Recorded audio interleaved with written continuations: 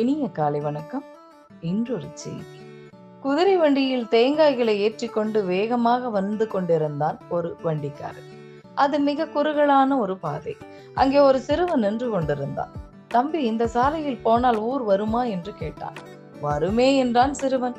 போய் சேர எவ்வளவு நேரம் ஆகும் என்றான் வண்டிக்காரன். மெதுவாக சென்றால் 10 நிமிடத்தில் போய்விடலாம், வேகமாக சென்றால் ஒரு அரை மணி நேரம் ஆகும் என்றான். சிறுவன் சொன்ன பதிலை கேட்ட குதிரை வண்டிக்காரனுக்கு கோபம். என்ன கிண்டலா? வேகமா சென்றால் எப்படி நேரம் அதிகமாகும் என்று கேட்டான்.